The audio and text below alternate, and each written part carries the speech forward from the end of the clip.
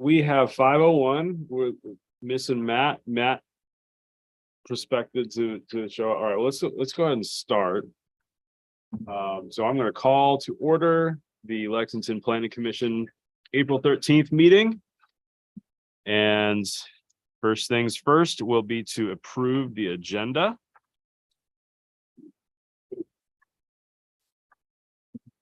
Want a motion? An actual. Sure, yeah. I move to approve the agenda as presented. Second. All right, all in favor? Aye. Thank you. And we have 2 meeting minutes to approve. The first is our most recent meeting on March 23rd. And the second would be the joint work session with City Council for March 2nd. But first, because it's listed first in the agenda, it would be to approve the March 23rd Planning Commission meeting minutes. Hey, man. Motion to approve the minutes as presented for our March 23rd Planning Commission meeting. Second. Great. All in favor? Aye. Aye. I was gonna say that I was cited as opining. in these were. minutes. Because you're a professor, you will fine. Right. Yes, You were pontificating. I. But thank you for starting the meeting on time, so I could be late and that correct minutes. All right. I think we have To correct that, we can go back for you. we have it approved the minutes for March 23rd with some great thesaurus work on verbiage. Let's move to approving the joint work session City Council minutes from March 2nd. That was about the green infrastructure working group presentation. I move to approve the minutes as presented for the work session. Second. All right. All in favor? Aye. Aye. Excellent.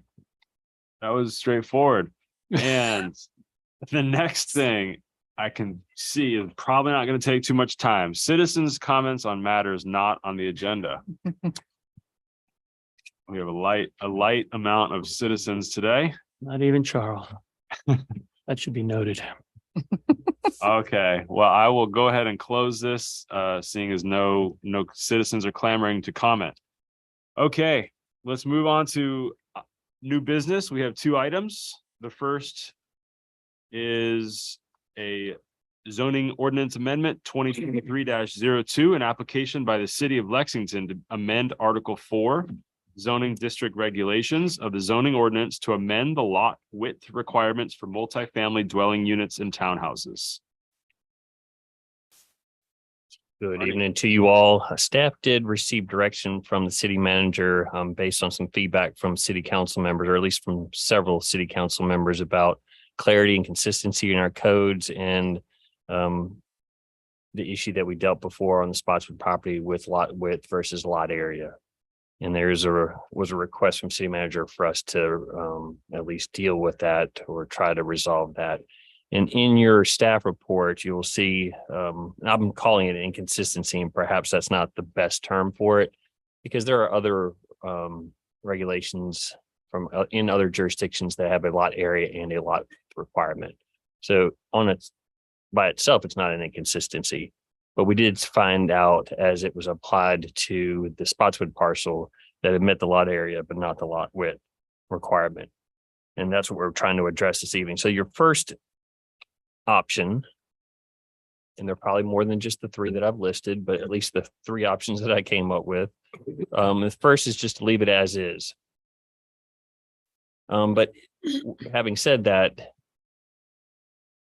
when we look at the Spotswood parcel and the width versus the depth, what was perhaps deficient with that proposed development if it didn't meet the width?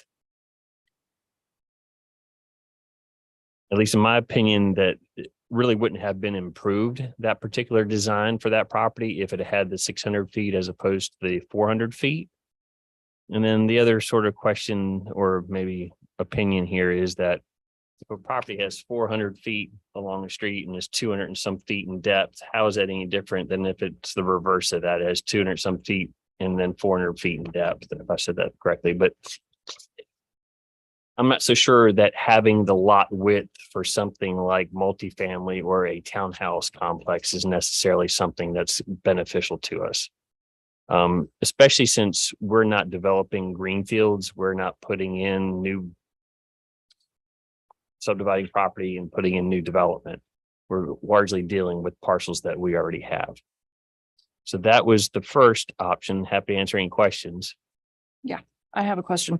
So the Spotswood, I mean, since we're sort of using this as an example, the Spotswood property. So you're saying that the width versus the depth, if they had been reversed, it would have fit the requirements, even with setbacks. Okay. Thank you. How deep that Spotswood is 600 feet deep? No, it's because it's not exactly a square, Right. it's 400 and some feet deep. So if the question is, if there was a 600-foot requirement along Spotswood and you flipped it around so that 600 feet in depth, I guess I wasn't going that far. I was just saying if it's 400 feet that it actually exists and you flipped it around so it's 400 feet in depth and 280 feet across, everything, at least in my opinion, fit on that property from that concept plan. And I'm not sure that having the extra frontage necessarily would have improved that particular design. So what did you ask, Shannon? So yeah, I think I didn't make myself clear. So it looks like you're saying that if it was 630 feet deep Mhm. and 406 feet wide, that would be the same as if it was 630 feet wide and 400, but that property is not either of those, or is it only one of those dimensions? 600 feet roughly, and these are just approximations. The requirement would have been that it needed to be about 600 feet in width to meet the lot width requirement. And it Right. does not have that. And it also didn't have that towards the depth, if that's the question. Yeah, so it wouldn't meet these requirements. This particular property wouldn't meet these requirements anyway, is that right? Even if sorry, clearly not making myself Well, Did understood. not meet the width, but it met the area. It met the area. Yeah. Okay. The only thing I'm trying to say is even if you flipped it 90 degrees, it still would have fit on the property. I mean, it still would have been a development that would have easily fit on the property with that many number of units. And the For the lot required size. parking and the drainage and all those things.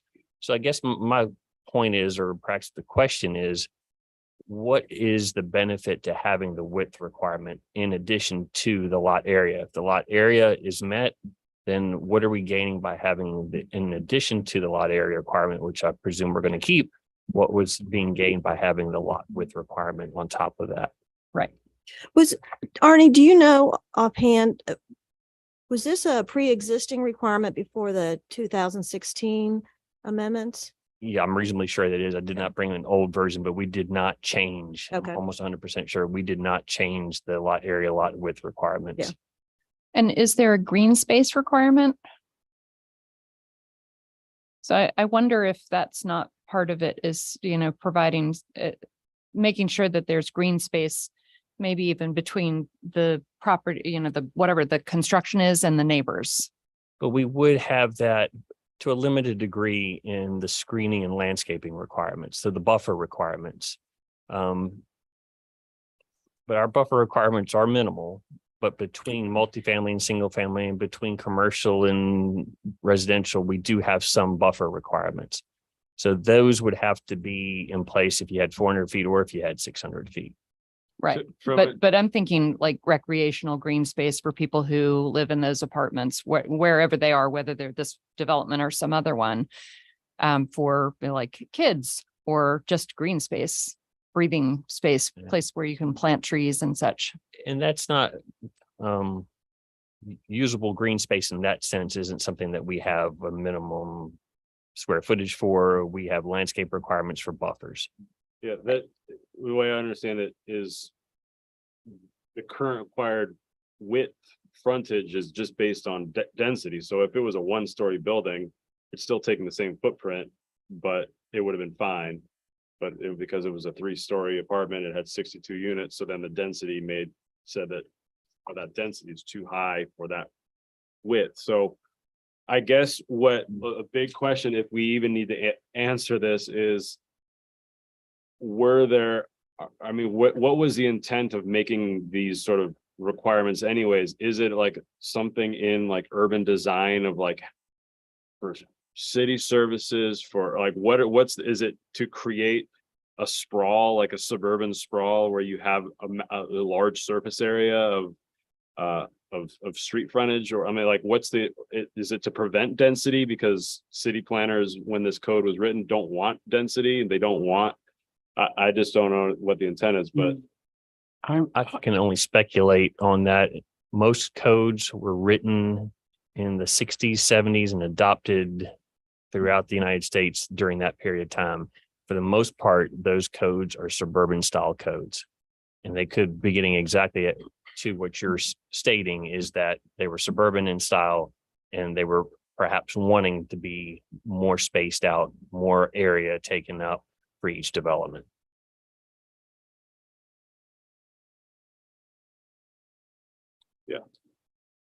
Can you take us through the other options, Arnie? Oh, and maybe it's a good time to also mention, we thought we'd maybe provide you with a little bit more data from some of the surrounding areas, and it's not always easy when you're talking about density and minimum lot width and minimum area as far as how other people handle it. Sometimes jurisdiction just says no more than 15 units to the acre for this zoning district.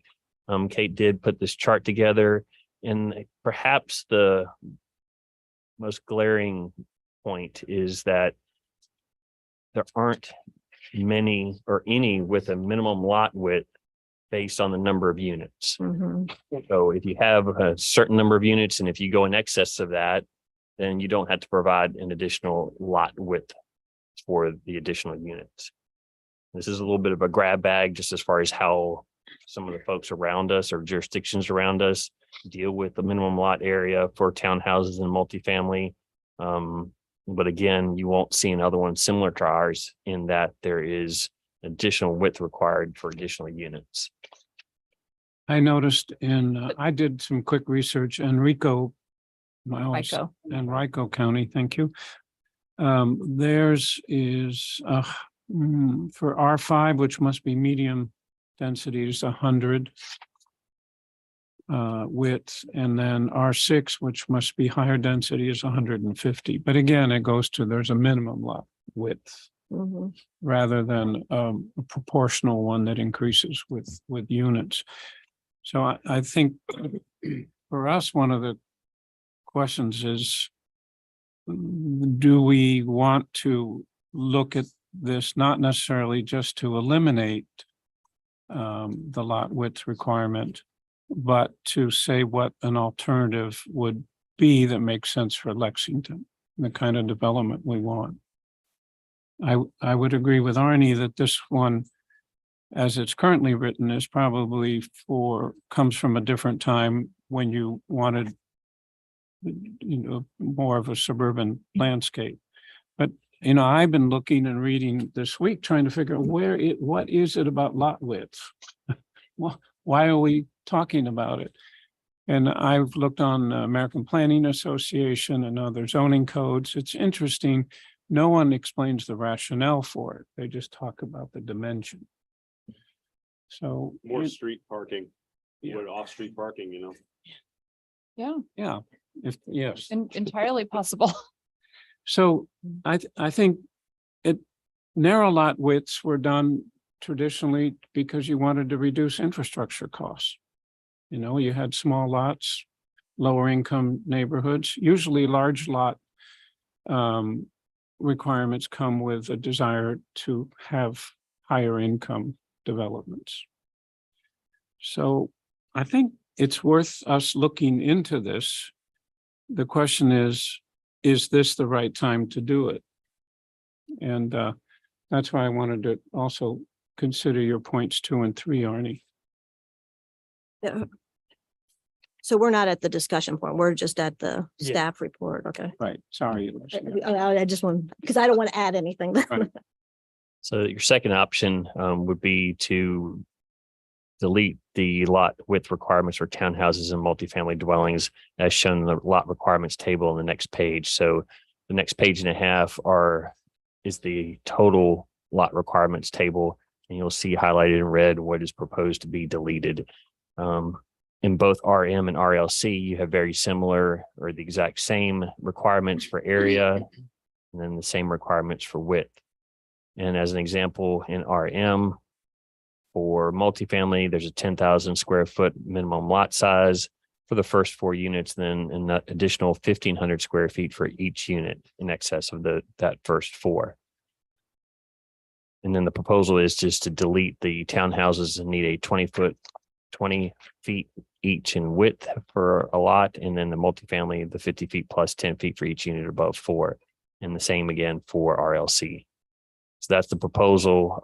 Your second option, which is the one that staff is recommending, largely due to the time frame that the city manager would like this addressed. The third option, which is I think what John is getting to, is a larger discussion perhaps about density calculations. Density can be handled in a number of ways. And as it was pointed out to me, this isn't the lot requirements table. Those are calculations. That's not density. That's how we derive density, because we don't have a density statement on its own. We don't say in our code anywhere else that multifamily are limited to 20 units to the acre. This is the only way that I've seen in our zoning ordinance where a calculation is provided that gets to what our density maximum is for multifamily and for townhouses. So again, the third option is to have that larger discussion, if need be, the next time we have a annual zoning amendment during that text update. That's all I have for presentation. Happy answering questions. A question to you and to us is, can we mix those options? Yes, there is, just to keep in mind, a desire for this to perhaps be faster than maybe some of our other text amendments. Just for following the natural flow of the meeting, is there an applicant statement, or are you speaking on behalf of? Okay. That was- And I'd like to open up public comment on this item of new business.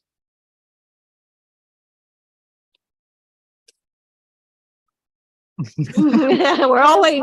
He's hiding behind the pillar. Can't see me. Okay. I'll take that as a sign. We have no public comment on this matter, so let's fully dive into this discussion. Arnie, could you speak to why Jim wants this so quickly? I can only say that in the email to me that also went to Blake, that there was a belief that several members of council had thought that the lack of clarity and consistency could create doubt in the eyes of the public. So we went and had conditional use permit for the Spotswood property, and there was that inconsistency there. I'm calling it an inconsistency. Some people may not see it as an inconsistency, but there is that issue, and perhaps it needs to be addressed so that we do not have that same problem the next time around.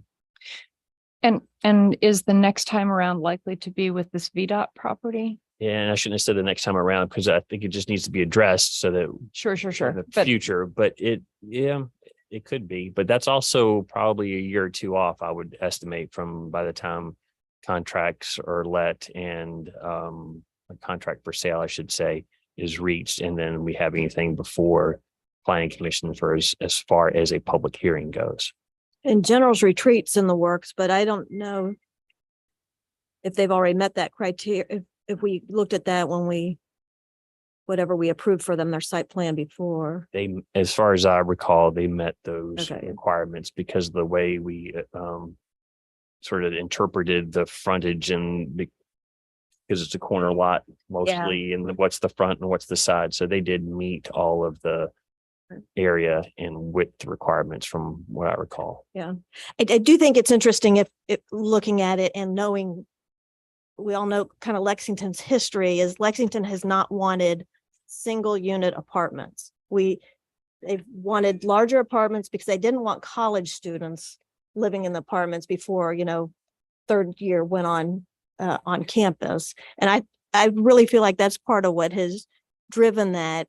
Because it doesn't really change density, because you can have this exact same size building that are four bedroom apartment units. So you have overall the same number of people. But I really feel like that's where they got the frontage, which really doesn't, like you said, doesn't improve the building. And looking at the other localities, I mean, 100 feet is the most, which if you want to put a number, that 100 feet is fine, but I don't see having these competing criteria. I guess that is another potential option, and based on what's been provided to you, is to maybe not delete it, but just to reduce the number for the lot width.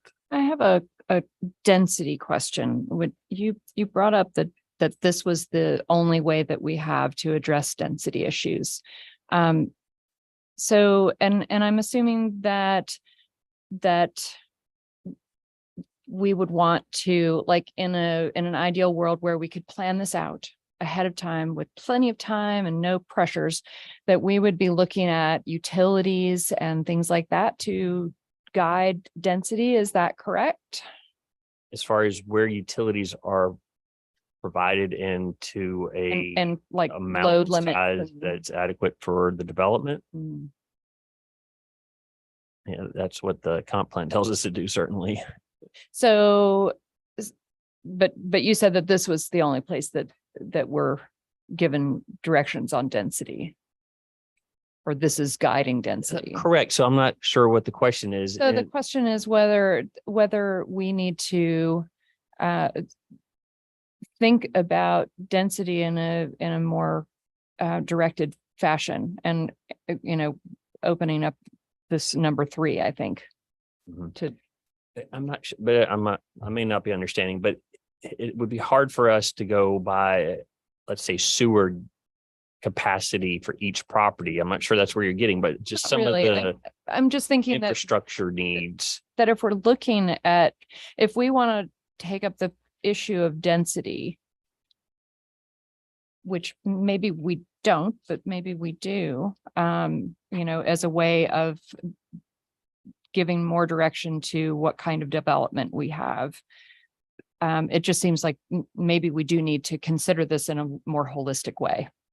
Why would we consider density? If we have parking and, like you said, utilities, a builder's not going to be able to build more than what we have capacity for, whether water, sewer, electrical.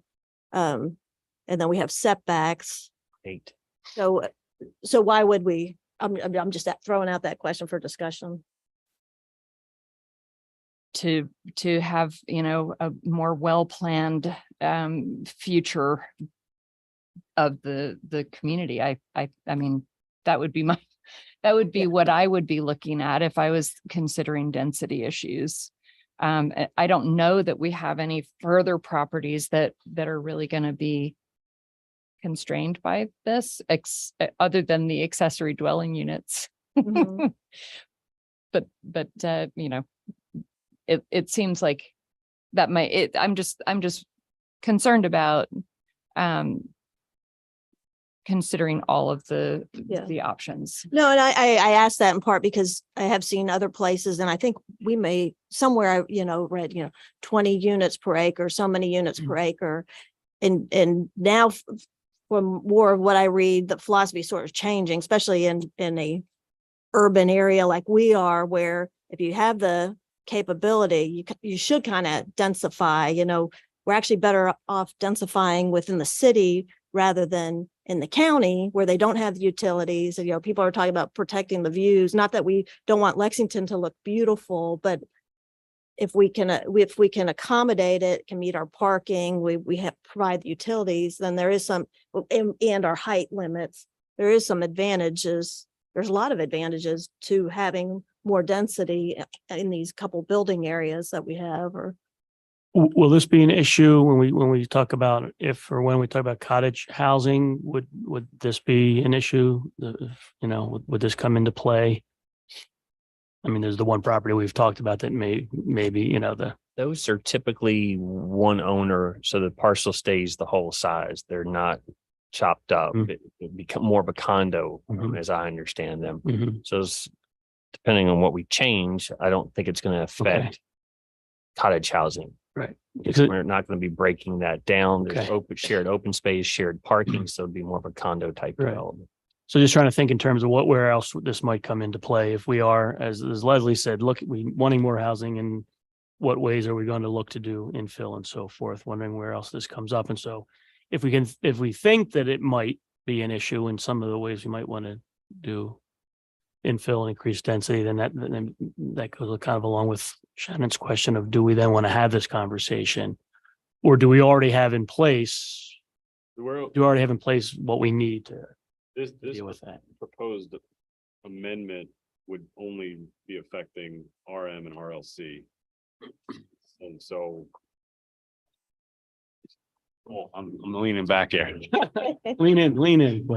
You're being. Sorry. Yeah, so I mean, this zoning ordinance is only Mhm. looking at RM and RLC. Right. We're not holistically changing any lot width for any other zones. So, I don't actually, I don't think we need to solve housing density issues in Lexington today. But take sort of the staff's recommendation to just look at what is the ability to remove that frontage requirement based on number of units. Is it acceptable to remove that? And it sounds like everyone is sort of agreeing that it's a strange requirement, but there's sort of just an uncertainty about, well, why is it there in the first place? Like, let's try to guess what the 1960s city planners had in mind for removing, the ability for, low income students to be moving in too much. I don't know. So are there downsides? Well, as like Matt always likes to say, think about what could be the problem down the road. What's the downside to just taking the staff recommendation and cutting this out, and then maybe kind of leaving questions about density till another time when it's more pertinent? What's the downside to accepting staff recommendation? Can anyone think of anything? Both the planning commission and the council approved this project based on a conditional use permit. Let's say that first part about Both the planning commission and the council approved this based on the conditional use permit. And by any definition, although there were some differences of opinion, it met the 4 criteria. Clearly. The one that could be debatable but that's a matter of opinion, was around the comprehensive plan. So it met the front, side, rear, and setback and height requirements. So it's clear there. And it met the density requirement under the lot area. So in some ways, there's a logic to leaving the strength of the decision that was made and leave it there and deal with this issue in the future when we have more time to look at it. I think this question of density is important in different areas of the city. I think that we've been talking about this as if all zones are equal, and they're not, unless we want to change that. And the planning profession is aggressively saying, as Leslie's saying, put as much density as you can where the infrastructure is to keep your costs down. That may not my feeling is you can have incremental increase in density in places that make sense. It doesn't have to be blanket across the city. So in thinking about this, I'm more for the options of 1 and 3. That's why I asked Arnie about mixing. That we leave this as it is based on the strengths of the description and the conditional use permit. And then acknowledge that it is something that in this case does make sense to look at, but it's not necessarily tied to only one property. And I think that's the point. So that's why I would argue or try to suggest, I'm not good at arguing, that 1 and 3 make the most sense here. I hear that. I guess it's sort of telling to see this very limited worksheet that we were given about other local jurisdictions like Stanton, Clifton Forge is an example, but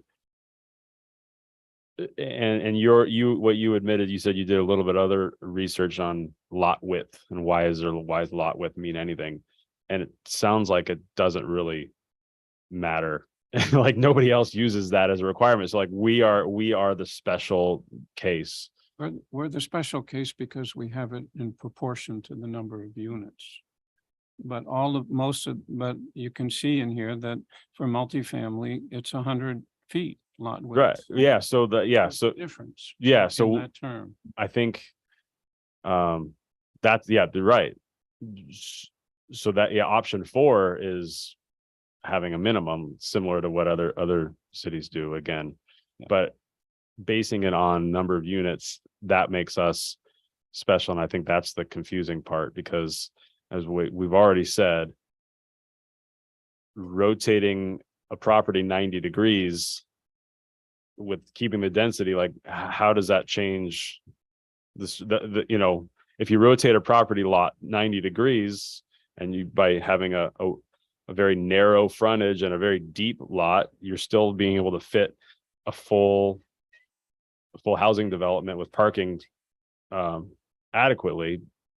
But in Lexington, that's not okay. You can't do that because we're the one locality that we have seen locally that says that it has to be a width. And whereas other cities say 100 feet, an arbitrary number. But you can regulate that by, if you keep it the same, because then anybody who wants to vary from this can just have to come through for a conditional use permit like we had before. So if we stay the same, it's just the same issue that we ran into, I think. Is that correct with We would prefer not to have that exact same situation again, where we have something that meets one of the two. So it'd be preferable through a conditional use permit for it to meet absolutely everything. So what you're saying is that 1 is not really a good option. Keeping what we have is not really a good option. No. 2 or 3 are the real options. So mixing, that's what you're saying. Not 1, leave it the same. We could do that, but not really. But we need to do 2 or 3. And then what I'm hearing is that doing 2 or 3, we have to be careful about what we're doing and thoughtful about it. And maybe we're not ready to do that right now. Well, number 3 is not really, that's just also not doing anything currently. Two is the only suggestion that we're actually making any change, but we could also have a 4th option if we want. If I could clarify, clarify. what would the 4th option be? The 4th option would be something to what we said, where we create we create a minimum lot width and have a flat number that's standard across the entire zone, and it's not tied to density or not tied to number of units. And how about a 6th option of increasing the minimum lot area? That could also get at this. So if you're trying to, So in my mind, if you're trying to create, aside from increasing the parking by having the minimum lot width, it seems like you're also trying to create some green space. And in my mind, because I sort of agree with the, this way versus this way doesn't necessarily matter except for parking, street parking. But what we really want for residents is to have plenty of, enough green space that it, and maybe maybe setbacks as well from side lots. Just thinking about this specific Spotswood property, the homeowners on the one side would probably like extra space between them and a 3-story building. And maybe those are some of the issues that might address the concerns of, of trying to create space while still providing, not, or getting rid of this frontage width. I can make one clarification to a statement earlier and then address something that I said, which wasn't 100% true. Even if we get rid of the townhouse and multifamily in the lot width, that doesn't mean we have no density requirements, because the proposal would be to keep the lot area there. So it's not as though we're throwing out everything to deal with density. Lot area requirements are still there, even if they're modified, we still have those. And as far as recall this after I made the statement about the General's Retreat property, I recall that they actually, between the two calculations, they agreed just to average. There was a 4-unit difference, I think, or 6-unit difference between the lot area calculation and the lot width. And they agreed with me that the easiest thing to do was just average the two. And then that's what the number that they maxed out at. So earlier when I said that there wasn't a distinction between the lot area and the lot width, that wasn't 100% correct. I recalled that they actually had a slight difference between the two, and they just agreed to average them. And that's how we went forward.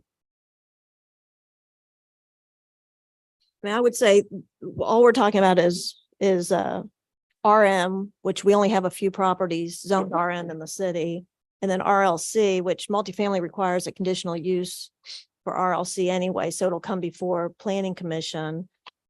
So I really don't have any qualms with eliminating our current calculation, and I'd be fine with putting 100 feet minimum lot width. I'm not crazy about that number, but I'm willing, put it there. And so we have some safety factor in there, because really, even on R1 and R2, I have some issues with frontage. Like if you're on a cul-de-sac and you have a pie shape, you could have a huge backyard, but just a small pie, and we're eliminating that kind of possible development. I just don't think minimum frontage is a good measure anyway, but if it makes people feel better to take it incrementally, I'm fine with putting 100 feet, which is the highest anybody else has. Rockbridge County doesn't have any minimum lot width. Another lot that may come up, another typology is a stem pipe lot, which is what you're describing, Leslie. So in that case, and County, Rico, and you can tell I'm not, anyway. They have that you have to have 20 feet of frontage on the cul-de-sac. See, so that would allow it. And then the minimum lot width must be met at the actual building front line, which would be further back.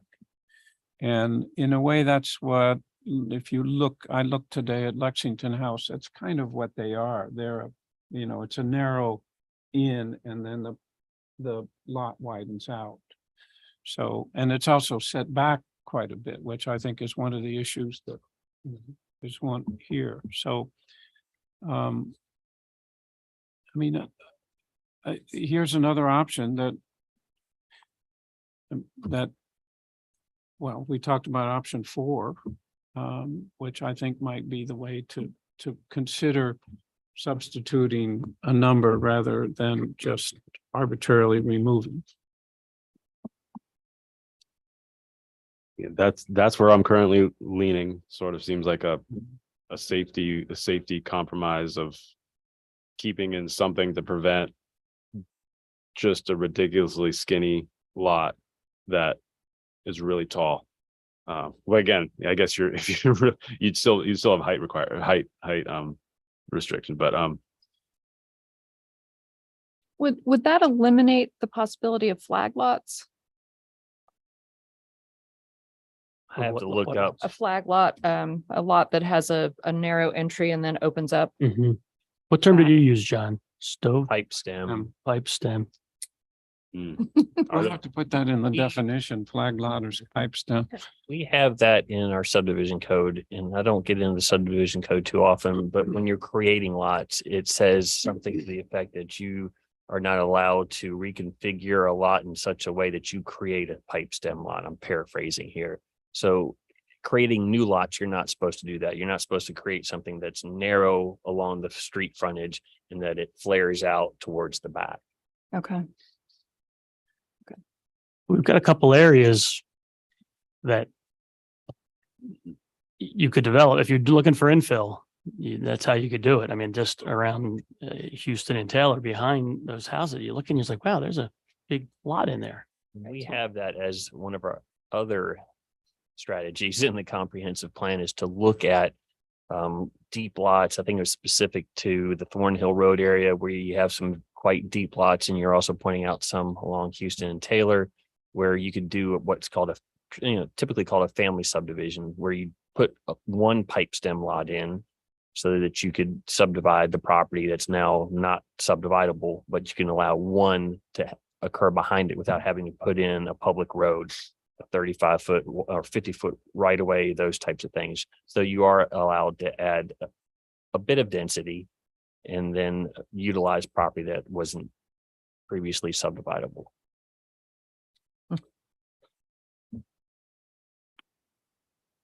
What was option 4 again? it's just taking, so in the agenda on page 12, there's the lot requirements, and you see the red strikeout where on the RM and RLC section, removing that red part, but then just adding minimum lot width of 100 feet, just blanket, and no mention, or we wouldn't be, would we be tweaking the part where it says 60 feet for 2-family dwellings and 80 feet? Would we change that? We would leave, what are we changing then? We're simply 100 foot for what? townhouses For townhouses, and okay. multifamily. Gotcha. But we don't necessarily want to say townhouses are, let's see, 20 feet for each unit. So that means if the townhouse, if I have 5 townhouses in a row, now if they're each separate lots, then they would be 20 feet each, which would be good. I mean, that's why you want townhouses, because they're dense, and so I Could say think the 20 feet for each unit would make sense. Am I, does that make Would. sense, Arnie? I believe so, but whether it could address that, I think that townhouses have, each unit has a specific frontage that perhaps a townhouse development has a minimum of 100 feet of width on the road. Right. And they can figure out how to put them, how wide they need to be specifically, and also then how many they want to put behind that. Because currently with this particular metric, townhouses 20 feet each, presumably that means at the road. So one of the developments that we had from the Spotswood Collaborative had townhouses, but they did not have a public road going all the way up into the development. So the townhouses on the backside that were not along Spotswood, but further back, did not meet this requirement as I interpreted it. So perhaps, and that might have been more than I needed to say, but perhaps a townhouse development has to have a minimum of 100 feet of lot width. And they could figure out if the townhouse needs to be 16 feet wide each or 24 feet wide, or how they want to break that down. Is townhouse development defined in the zoning?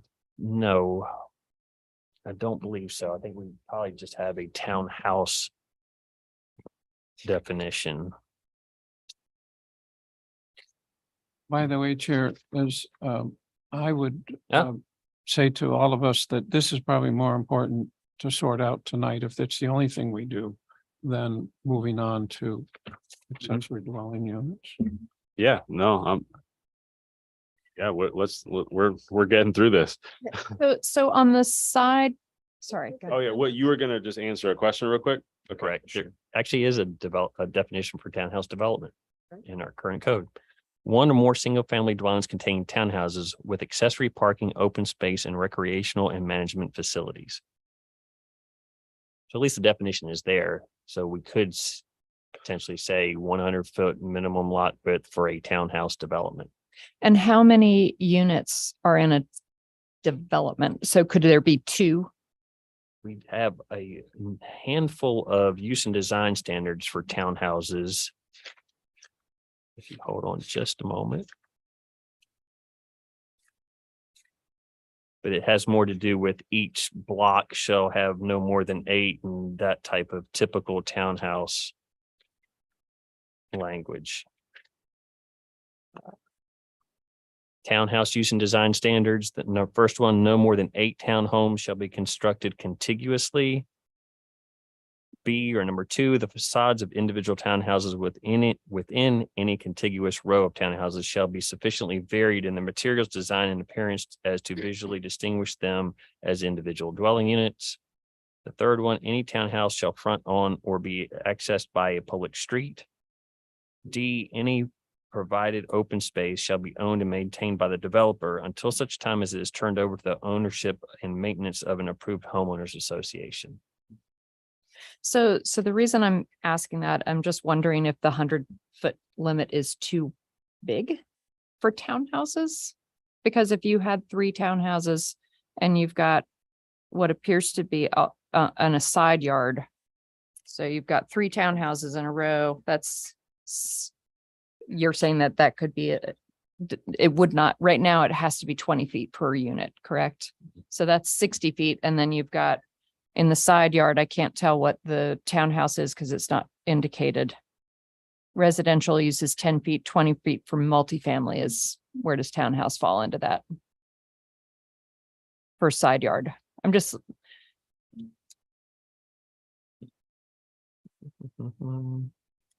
So I'm sorry, your question was for townhouse, where is that as far as multifamily? what's the side yard requirement for a townhouse? Well, it's not a multifamily development. Okay, so not. it's residential, so Right. 10 feet. So you've got 3, let's say you've got a developer who wants to put in 3 townhouses on a plot of land. They have to have 10 feet on either side and 20 feet for each unit. But it's still, so that's only 70, 80 feet, but they have to have 100 feet. So, There's also a lot area requirement for townhouse. mhm. So why was townhouses purposely crossed out, or? I've got to recall, we were certainly, the example obviously we have is multifamily, but townhouses similarly had that extra number of, no, actually, I don't No, recall. it's just per unit. Yeah, There's not a multiplier. honestly, I'm not recalling. Maybe that's just something that I as staff added as we were going through the multifamily portion of it. Shannon, is what you're calling Sorry, I into don't have- question the 100 feet Well, yeah, my That- concern is that 100 feet might limiting? limit what you could do with townhouses and in a way that is sort of excessive to what it seems like we're trying to do. I mean, this unit on Spotswood is 400 feet. So, but that's a lot of units. Whereas if you're just trying to put in a small development, 100 feet can actually feel like a lot. I think sorry to backtrack a little bit, but for townhouses, 20 feet to me is a little bit of an odd standard. And maybe that's why I was trying to allow a developer to come in and build townhouses to the size that they need. Because materials don't come in that 20 foot. Actually, that's not true because it's 4 foot by 8. So it's not typically 16 feet in other dimensions, but we could easily leave townhouses as they are at 20 feet per each unit and then only address the multifamily. So I think we're up to option 6 perhaps at this point. So we perhaps leave townhouses alone and don't address that because now we're getting into designing things that perhaps is going to be more complicated than our time allows us. And perhaps we just do the multifamily at 100 feet or whatever number is recommended here tonight. Yeah, that sounds good. I would certainly be more comfortable taking townhouses out. I would too. I think we also, Leaving it in. sorry, taking it out of the Taking it out removal. of the- Sorry, that was the backwards Taking it way out of saying, take- yes, yes, Taking it out. exactly. Are you pontificating on that? Fine. Opining. Parsing. Parsing, there we go. Parsing. So is it clear enough in the side yard that townhouses are residential uses? Yes, the townhouses definitely aren't the definition of multifamily. Because you've got residential use in under lot width, you've got residential uses 60 feet. And then, but then you call out townhouses. That also is parsing, but Hmm. if we're looking at this level of detail. This is sort of why I'm inclined to number 3 over here. They're all resident. So the 2-family dwellings is, so like a twin. Is at the bottom, non-resident, there's a different. Okay. Yeah, I think everything that we've said at this point is great, but I think ultimately what the city council and city manager was really trying to get away from is lot width that scales with density. Mhm. And that's the only, and now that I see it and I've looked, thanks to you all pointing it out, it really, the only one that scales is multifamily. Mhm. Yeah, right. We don't have to. We don't have to even separate out. touch townhouse or even change anything. We can just delete it and leave it at the 60. But we want to get away from the scaling one where it's scaling by number of units. Right. You're right. So would it be safe to just say multifamily minimum 100 feet or is that again, yeah, I don't know, right now it's 50 feet, but I don't know. Can we live with multifamily minimum 100 feet? Yes. But that was your concern. Is that running into your concern? But your concern is No, about my townhouses. concern was about townhouses That's in this it. instance. So- Yeah. And that's different from, okay. Mhm. Now we have I know. 60 feet for townhouses, which Yeah. is.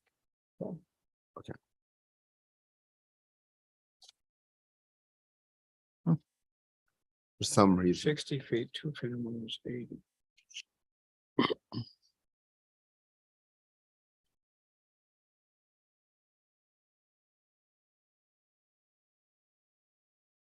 Yeah, 80.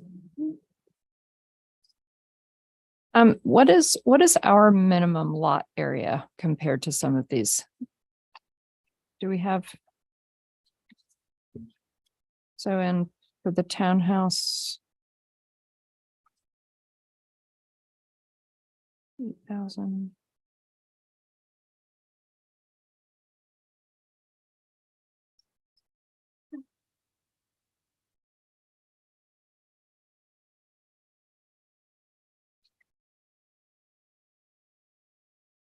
So it looks like our lot area is actually larger than most of these other ones. Am I reading that correctly? Mhm. So for multifamily, we've got 10,000 square feet plus, which is scaling. And as are the other ones. And the other ones are, we've got 10,000, they've got 6,000. 7,500.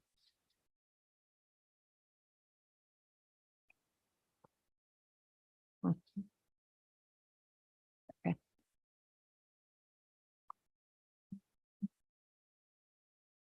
So is it also possible to engage with, like, if we went with number 4, could we go with number 4 and number 3? I Yeah. just feel like it's probably worth having this discussion. Yeah, in a housing, little bit more of a, it's a housing, yeah, it's a housing, it's a full. Yeah. Housing, discussion, and if the city, I mean, these issues do come up every time we have PDMUs and, you know, it comes up every time, and every time we always hear that it's unclear what, you know, but I think uncoupling lot width in these two zones with unit density, unit number is a good start, but a bigger, do we push it back to the city to discuss how they want to handle density for every future development? I don't think that it's going to be an issue unless you're redeveloping. We're such a small city, and so many of the lots are just unique, and it's not as if we're going to really have more than one kind of development really anywhere. I mean, it's almost like each development is its own case. Like there's not, we're so small, and we're all sitting here like pointing to that one property and that one property and that one and that one, you know? And so to have the holistic discussion, I wonder what good that's going to do. So, I mean, the next big thing coming down the pike is the VDOT property, and who knows how that's going to go, whether any kind of planning ahead of time is going to go in where the city says what they want, or we're going to wait to see what's come at us and then adapt to that. When we discussed PDMUs several months ago, and we talked about density then, and Yeah. we settled on the density will be, well, no, we settled on the density will be however many units you can cram into the 60 feet or 45 feet or whatever we decided. So it's like that, if you can cram them in, then that was the density. I failed in my. Yeah. Point where it makes sense, though. I mean, Yes. and all the whether other it makes sense. criteria and plan itself that. Sure. Infrastructure. So That does bring up a point that after we get through with this, I would like a moment. Okay. Okay, just Do remind me. do you want a moment to opine? Yes, I would like a moment. Okay. Matt, you've started a movement. Kate. I mean, basically what we're doing is cleaning up the Spotswood property process is what we're basically No, we're doing. not. Retroactively is what we're doing. What are we doing then? We're preventing a future issue. I mean, it will come up again. I mean, I think we're going back and saying, well, we that was kind of icky, and let's go back and rewrite it and make it less icky. Are you talking about with this change Yeah, that we're talking yeah, about yeah, right with this now? Or are change. you Yeah, talking that's what about we're doing with cleaning this up change. the density issue? No, we're cleaning up that one particular issue so that it Mm. no longer appears that there was any kind of conflict between two Well, we saw a criteria. problem and we Yeah. saw, yeah, And and so we're we're- fixing it. We're- for the Right, that's future. what I'm saying. Yeah, we're Not so fixing. much Spotswood is done. I mean, we're fixing it for the future. Nobody's worried about Right. what was. Well, that's why the thing is, we're trying to predict, well, where in the future are we going to see this? That's Right, the question. And we don't know. I That's don't. why I was saying 1 and 3. In a way. So my, all right.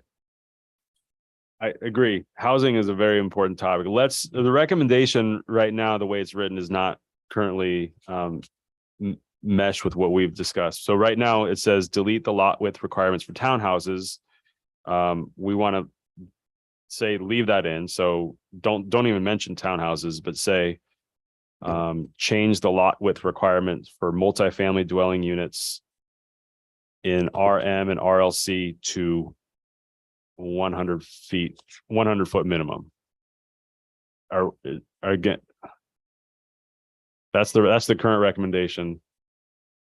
Are we okay with that for today? And then having after we close this item, having a slightly shorter discussion about other housing issues that we want to bring up about density or stuff like that. We're just trying to solve this one specific discrepancy in the way that lot widths are required. I am fine with that. I'm intrigued by, maybe it's because I'm not seeing the notion of mixing 1 and 3. So could you explain that a little bit further? Well, it's just that the planning commission. Hey, Yeah, John? sorry, the Yeah. planning commission and the council approved Spotswood on the strength of the conditional use permit, which included a whole bunch of conditions presented by the developer that was agreed to, and the 4 criteria, which are: it would not adversely affect health and safety, not detrimental to public welfare, and not in conflict with the policies and principles of the comp plan, and there's adequate public services. And then it met the front, side, and rear and height setback requirements, and it met the density requirements under lot area. So on the strength of that, it was approved. And so to retroactively go back and mess with, to say we're fixing something is not, I think you passed it based on the strength of that application. So I would say leave it. That's why I'm advocating leave it. And yes, we we all agreed, and it was part of the public discussion, that these 2 requirements conflict with each other. So let's go and fix it, but it doesn't necessarily need to be tied to Spotswood, is what I think is should be very clear. I would agree with that. This is not tied to Spotswood, but we have identified a problem.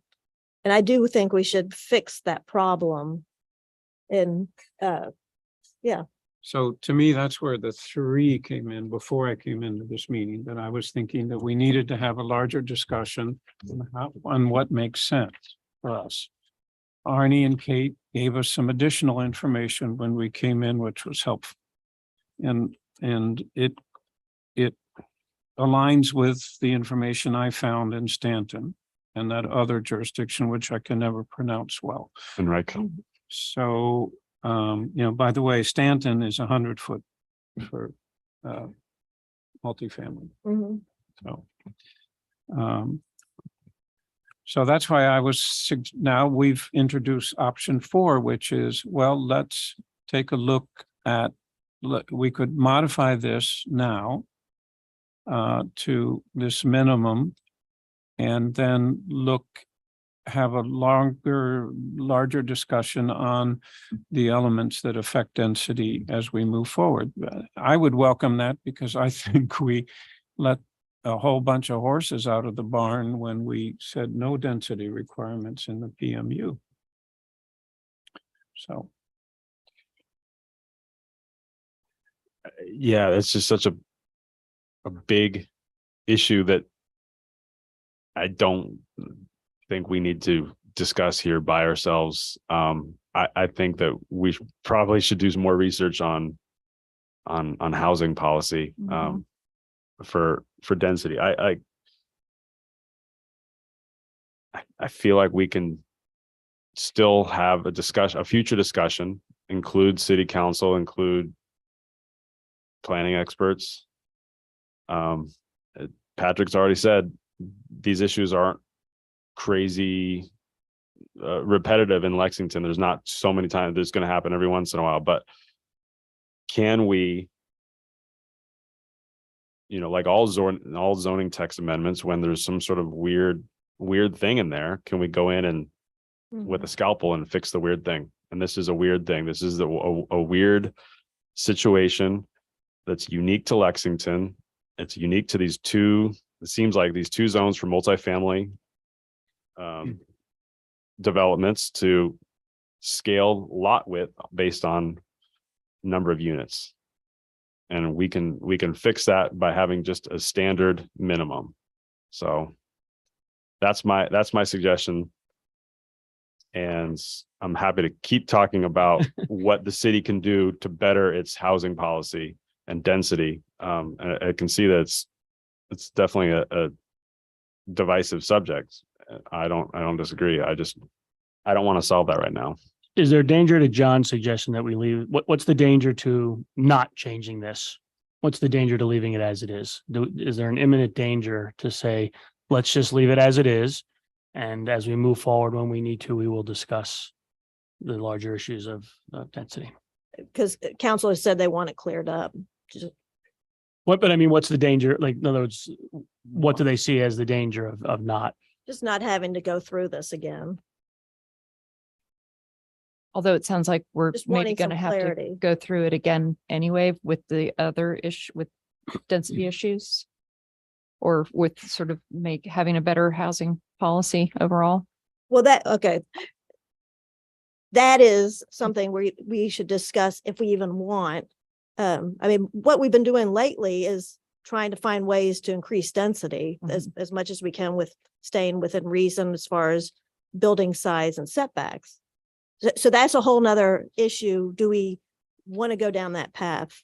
All council's saying right now is you got an inconsistency, like was saying, you got an inconsistency here. Just fix this.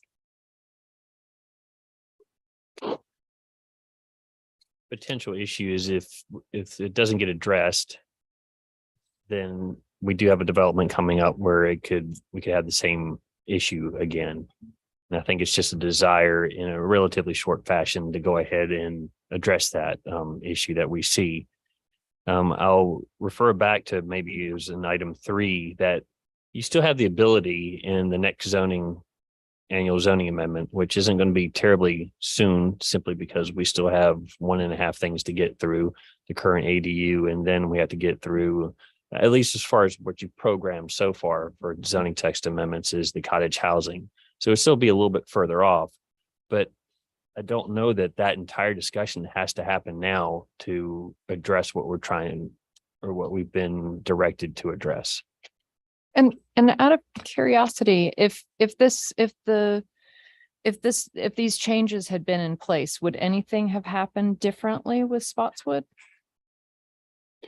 At all? I think that there was a valid argument that you could reject the conditional use permit based on the criteria it didn't meet the lot, and that just blanket, it doesn't meet the lot width, so I will not accept this conditional use permit. And that was a very valid argument that people spoke up about. So it was a criteria, to vote against allowing that particular development in that one instance. Okay. Because there's 2 criteria that sort of go hand in hand, but they're different, but you have to meet both, but it meets one and doesn't meet the other. And it's the only place where there's sort of 2. Well, maybe I'm not saying, maybe I'm saying, maybe there are other situations where there's multiple criteria, but.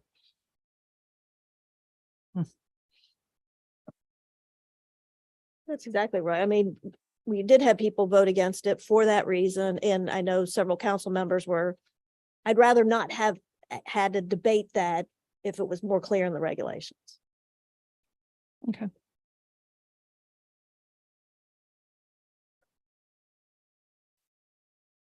Perhaps it's also poignant that both of these properties are the cities, as opposed to a developer owning them as a private entity and then asking for an approval process. So just the fact that they're our own, and that it may have been viewed that we're granting ourselves or not holding ourselves perhaps the exact standard to someone else. So that would probably be another reason to clarify if we can. Right. And John, you said that you felt okay about taking removing townhouses from the text of the change and adding the 100-foot minimum. I'm not happy, but I'll go with it. Yeah, but also With the assumption that with the statement that we look at this in the near future more holistically. Yeah. And what would have to happen for us to look at it more holistically in the near future? Is that something that council has to hand down, or is that something that we can look at? Or We keep track of what we call the zoning hot file. So as issues come up over time, questions people ask of us, and then also trying to address items in the comprehensive plan. That's where we are right now with the 4, at least 3 of those items were all comprehensive plan items. So we would bring to you, again, not in the very near future, because we're still trying to address the issues from the last annual amendment, which was started 2 years ago, if I remember correctly. So once we get through those and once we pick back up with the next annual amendment, we will bring you a slew of items, a slate that contains the things that we've noticed in the hot file. And then also, if you want to add something to that, it could be added at that time. Now, I would only ask that when we get to that, we're not tasked with, let's look at density for all the residential districts throughout the entire city. If it's an issue, let's target it to multifamily or to certain parts of the city, but that's an aside. And is this of a level of importance that we might want to consider? And if so, could we consider bumping the cottage development? You set the Question. priorities. So when we had the 4 larger items after we got through that annual amendment with, I think, 15 items, and we got to the 4 larger ones that took more time, Planning Commission set the priority for those. So that And- can be reprioritized. So, certainly. so it can be reprioritized. So is that something that's, I guess that's the question, is whether given that this VDOT property is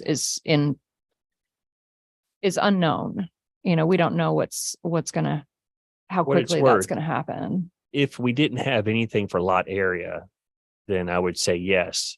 Right. That's, I was, But we have something in place that still provides a calculation for overall density. yeah, it provides a ceiling if you have a building height restriction and a lot area restriction, like there's In this case, it would have affected it's really, if you think about it for us, it's an open space issue. Yeah. That's not a, That's actually how I see it as well, is open space, but, and I would say that that's something that we should consider within the housing, particularly multifamily housing, is what the open space requirements we might want to consider adding open space requirements. Well, it goes a little bit against sort of what we're Mhm. trying to accomplish housing overall, as far as, because it's hard for us to really affect within our small community the number of units that we can put in. So some of the smaller things, such as cottage housing, accessory dwelling units, allowing housing to go into the planned or the C2 zoning district with the PDMU. So we're taking the tools that we have and trying to add units in. And I'm afraid that if we then try to add a lot, significantly increase the requirements for open space, that we might be sort of counterproductive to the other housing. yeah, but that's yeah, the I- debate we want to have. I mean, I know. So when we're talking about now open space, Yeah. in the city, like we've talked about this in all sorts of areas of the comprehensive plan. But right now,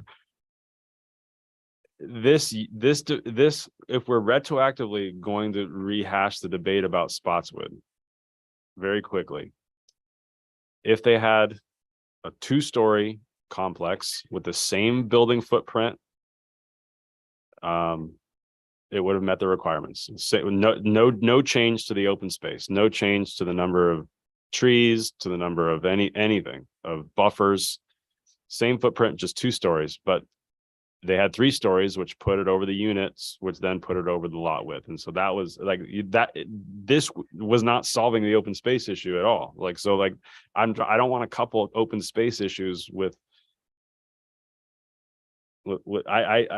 no, I would disagree, but it's not about you would have had more open space on that lot. Wouldn't have There's had as also much parking usable space. open Less space parking, and just blank cetera, et open cetera. space. So But you're right, Blake, let's go back to this. And when I say option 3, I mean, I think that we need to have the debate about and remember, sometime, I said this to you everyone the last time, excuse me, this is not the opine I wanted to make, but another one, is that think about 10 or 15 years down the road. Don't think about, I have that parcel here and that parcel here. Right. Because what you're putting in place is going to define the character of the development over in the future. So that's one of the ways we should be thinking about this, and not just, well, we have 3 lots in the city that we know. Well, with our new DMU, thank you, Arnie, for giving me, we substantially changed the character of development in the C2 areas. In the future, when the land values and the economic development gets to the point where someone wants to come in and do that, we've created the platform for them to do much higher density. So that's going to change the character of the C2 areas. Yeah, but Going back to, that was my opine. Now come back. To solving I this know, issue. I get it. Like, I think it's very clear the city would, and planning commission would do well to have a very holistic discussion about density, about how we open space. I don't disagree. But this item is one specific thing, making a change to RLC lot width, removing a part where it scales based on number of units. And that language in our zoning code seems to be an outlier amongst every other jurisdiction we're talking about. And so that there's why isn't it an outlier? Right. It's a mechanism to reduce density and to make it very prohibitive to have any sort of, so it's just like, it's using a special mechanism in a very unique way, which doesn't seem to exist in other zones for other uses. So I'm just, Yeah, but I feel like it's not a, Kind of engineered in a way. Arnie, if we eliminated what do you want to see for townhouses? What can you enforce or interpret for townhouses? If we took it out completely, Well, I would would you just, consider it a residential or a 2-family dwelling or multifamily? sorry, when I thought we meant take it out, I think we mean Not leave it take it in out. as far as take it, Yeah. leaving it in as townhouses 20 feet for each unit. So take it out of the discussion of deleting it. Okay, right. Well, Right. and it's gone both ways on that. So it's better to leave that in there. Correct. And then do I 100 think feet that would be for- the cleanest at this Okay, point, is to alright. leave townhouses as they are, only address multifamily. Yep. And perhaps only address multifamily at the 100-foot Yes. minimum lot width requirement Okay. in both the RM and RLC zoning districts. Blake, I want to try to be clear. So to bring together our 2 points. We're dealing with we're trying to, based on what happened with the Spotswood decision. To me, the decision made by Planning Commission and the council was clearly within the strength of the conditional use permit as presented. 1. 2, it highlighted the fact that we have two competing definitions of density. And so we want to address the one before we have to deal with it again in the future. So that's what we're talking about now. We're also not going back. We're not doing this solely because of Spotswood. We're doing it because it was highlighted during the Spotswood discussion. We therefore are going to talk about taking a closer look at this in the future after we at least come up with 100-foot requirement now. Is that I'm trying to sum the discussion. Right. So it sounds like you're saying that we want to have a further discussion. You would like to have a further discussion. I would like to have a further discussion. And the question is, when can we have that? Can we bump, getting back to that question about, and we could reprioritize. It's That's a our pretty low approach. priority, I would say. for me, that to have that discussion. I think it's a great discussion to have, but I feel like we've got so much on our plate right now that we need to Okay. get through. I mean, the cottage housing issue arose all of a sudden because we had never thought about it before, but because somebody was floating an idea about doing cottage housing and we had no guidance, whereas the city, Got it. you know, how are we gonna deal with that? So that's what drove that. Just to make it a little bit more clear, perhaps, when the next annual text amendment comes up, and again, I can't promise you exactly, but when we get through accessory dwelling units and cottage housing, we'll bring up the next round again after we might take a month or two break. But we will provide you with a slate of items, and it will be up to you all to have that discussion at that time, whether or not what to go forward with. So you could have the discussion at that time, not to punt it down the road, but at that time you could decide, yes, the items in the hot file because they're relatively short, and what is the larger item or two that you want to undertake at that time.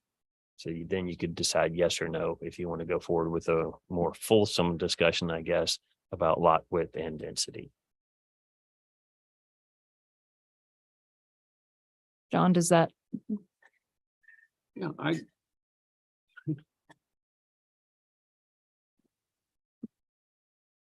Yeah, again, I'll reiterate that my hope was to for RM and RLC to the one very limited scope, because I haven't memorized all of the zoning requirements in all the districts, but eliminate the one spot where there's two definitions of density that aren't equal. Then so to take out that inconsistency, still leaving in lot area requirements, which does tie into density.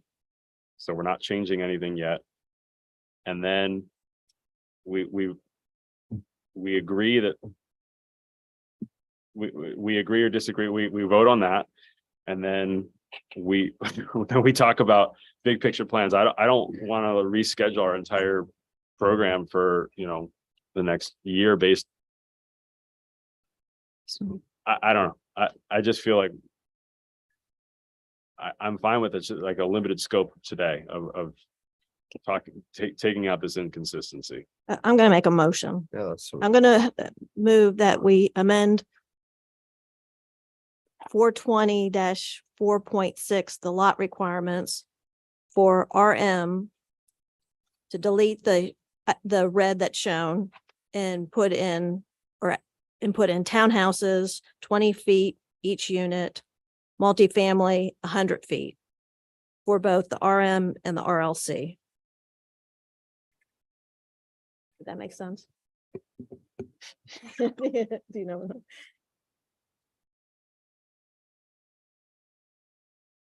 Yeah, I mean, I would, that sounds good. I maybe just simplify, don't even mention townhouses, but just the staff recommendation at the bottom of page 11 is just say,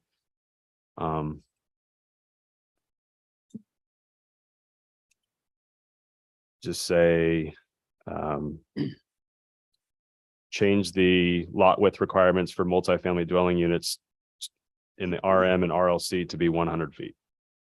So there was a motion made. So I will amend it. I don't really, it has to be seconded first. So, or we could just let it die. Sorry, and then Sorry, start over. I guess I was just trying to Yeah, simplify start because it. I don't even, I just we don't even. want to make sure that we're doing this properly. Yeah, I just don't know if we need to even touch on townhouses or talk about red text in our motion. Right. So you So want you get to gavel the motion. Yeah. dead or not. That's your job. Go for it. Okay, a motion dies. Sorry, Leslie, I love your intent. I just wanted to simplify this. Can somebody else make the motion though, or you can make a motion, Blake, I can make a motion? I think, right? Yeah. Unless Leslie wants to have it under. Make a new motion. Oh, look at Matt jump. No, I'm not gonna. All right, let's try it again. I move to amend 420-4.6, the lot requirements for RM and RLC to read multifamily 100 feet for the lot width. Is that what you said? We have a motion. Do we have a second?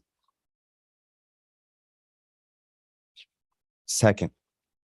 Discuss. Okay. Any more discussion before we vote on that motion on the floor? I am really interested about the hesitation. Some of my fellow commissioners as to vote one way. To vote in support of this. Is that purely because the density issue needs to be presented in a more forthright way, or is there something else I'm not saying? For me, it's a procedural issue, and that's why I wanted to tie it to a more in-depth review of the density and requirement. I don't want to be seen that that's to me, that's why I wanted to tie it to 3.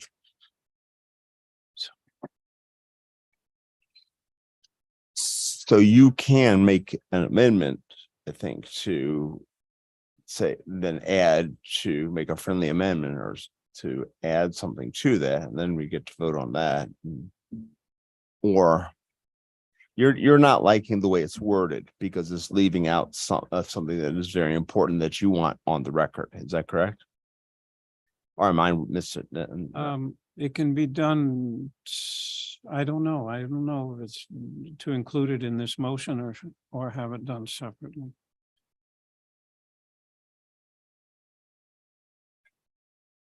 I mean, normally what we would do is we'd say, Arnie, given the discussion, we'll table this today and come back and you give us a new motion next time that reflects the discussion.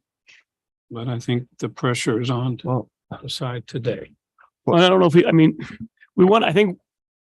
I don't know if you can put a motion in, put something in the motion to commit us to having this discussion at a certain point, right? That can't be in. No, there, we would right? have to vote this down Right. and then ask Arnie to do that, to craft some, and then we could agree on what we would like Arnie to craft. But we would have to, at this point, because it's been Well, offered and We've already said we're going to discuss this in the future. We just don't know when. Right. That's going to come up in a future conversation. and he's wanting a time certain listed on there. I wanted to move up in a priority. Right, but I think we have to decide that after this motion. I don't think we can tie that to this motion. I don't think that's, because I think just in terms of scheduling and what's on our agenda, I think that would be unwieldy to try to tie that to the agenda. And council would say, what is this? Correct. Yeah. I agree with that. Okay. Okay, we have a motion, we have a second. Anybody else would like to speak up before we vote? You want to do roll call vote? Okay, we do a roll call vote. Do I do it or do you roll do call vote? When we did it on Zoom, you were always the one that did it. Councilmember Strawn, I, Councilmember Tuckler, Aye. Councilmember Driscoll, I, Councilmember Chester, Aye. Councilmember Bradley, Aye. Councilmember Spencer. Aye. Okay, that motion passed. I am totally fine tabling the next item of new business for next week. But can I have my opine? yeah, that's what I'm saying. Of canceling that section to allow further discussion. Will this be other business or is this a continuation of this same item? I just don't procedurally know if this isn't other business or something else. It's other business. Okay, so are just so I can look around, are we okay not discussing item B in new business today? Okay. Are you sad, Arnie? No. You did all this research, I bet, right? Yeah, you were Indeed. staying up all night. Okay, let's go to other business and let's add in right now before the zoning and planning report. Let's have a John, you have the floor to discuss what you'd Thank like to you. discuss. It's short. With a little bit of introduction. Do you all remember when I asked Arnie to give us an information session on WNL. Because based on WNL coming before the city council and in their very early days, before they officially presented their plan. And later, when we asked them to also come to the planning commission. After that, it raised issues for us that it's complicated and we didn't know a whole lot about what was going on. So before we had a situation where suddenly we had to decide after getting a packet 5 days before the meeting to try to understand all these complex issues, we asked Arnie to have an information session with us. And I think it made a big difference. It helped us understand the complexities of WNL, the master planning process. And it's in the spirit of that I asked and commission agreed months ago that we would have a similar process with VDOT. And I think it's not for the planning commission to, and I was clear in my statement, to step on the toes of the council. It's just another set of eyes on the process, which if in this case had happened, we might not be dealing with what we've dealt with tonight. And so when I asked that, it was clearly meant for another set of eyes looking at the application process to Arnie's best knowledge. What is it that we are going to be looking at? Is it the PMU? Is it the PDMU or whatever? What was the basis and and that in itself is new. So we need to become more familiar with what that means. So that's what I was asking for. It's an information session that would focus us on the questions that may come up before we get into the regular public process. And I don't even know where we're at. Like what's the timeline for us even seeing that very first stab at the VDOT discussion? Like, is this a year away? Is this 6 months away? Because I guess like the discussion is with which experts, which people that know, city council or with developers? No, I think in this case, it's Arnie, if I'm correct, you make a presentation to city council. Like I know for Spotswood, you gave commission. You're way ahead of where we are with I know that, VDOT. Leslie. I'm not asking, hold on. I'm not asking for this to be next week. Right. Well, I was getting more to Blake's question on what the timing is. I mean, we had our RFQ. We received one RFQ. Right. And it's my understanding it will go to a committee to decide whether we should move forward with that RFQ or what. Right. I'm not asking to step into planning. that process. And I was very clear. I turned to you that evening and said, I don't mean to step into the process.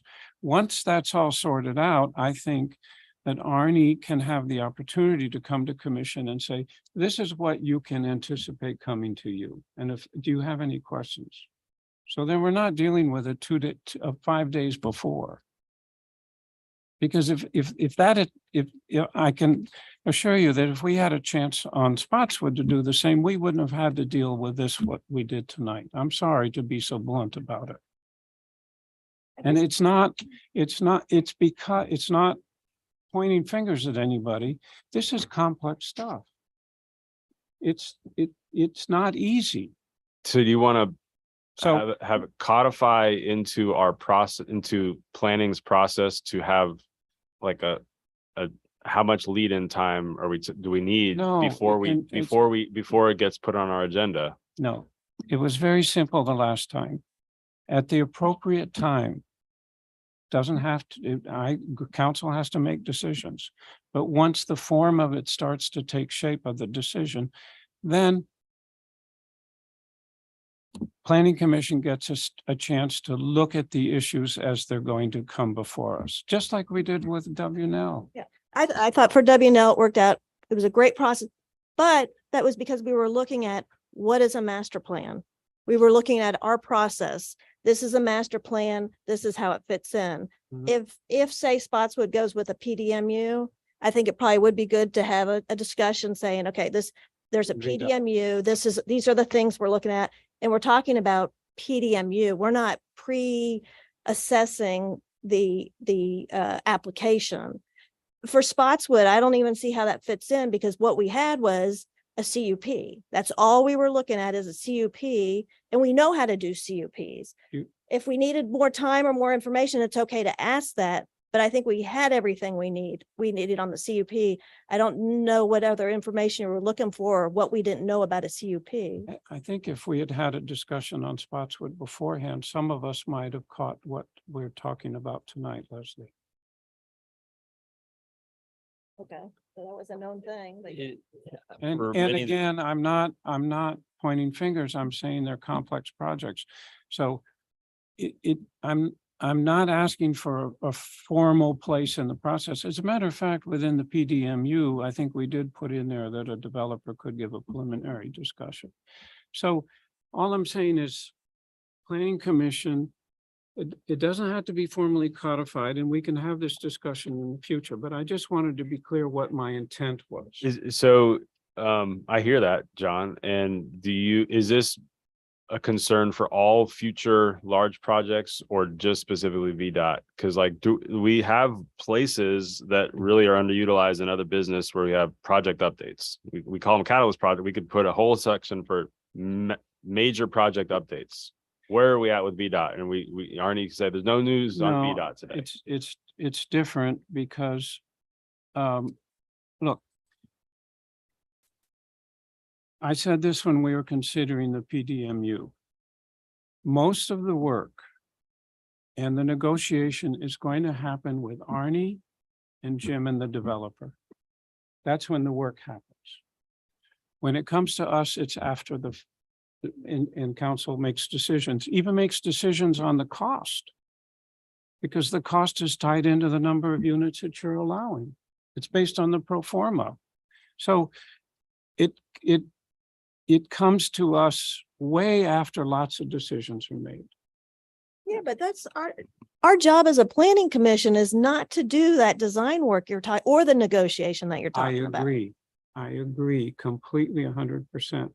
But what the job of the commission is, and in this case, well, that it's to look at it all and review it and say, council, these are good. Maybe you want to be looking at this, or to point out to Arnie or someone to staff to say, when you look at this project, these are considerations that should be given. I'm saying it, I agree with the process. I'm just saying that the commission should have an opportunity to give feedback before the final moment when we have to make a decision, because we might catch things. That's okay. That's all. It's just like we did with WNL. And the other point is the PDMU is entirely new zoning. All right. So to apply it is complex. It's not, it's the first time we will have dealt with. So I'm just trying to instead of keeping things extremely open-ended, can we set an understanding that for large projects, when we get an application and we like, if it's a WNL scale, or if it's a Spotswood scale, if it's a VDOT scale, that we put it in the agenda as new business, and we have the staff report, and we have the applicant statement, and then we talk about everything, and then we vote at the next meeting, or we talk about, it gives us an extra 2 weeks. That's a possibility. I And don't that think would- you need. But that's not what I was talking about tonight, because I was talking about what I suggested the last time, and it's something, we don't have to decide it tonight, and I'm sorry I'm worked up about it. I'm just saying that I think we would all benefit from an information session. Outside of a commission meeting. It can be Or- within the commission meeting, but it's not a part of a decision-making process. That's all. And how far ahead when the WNL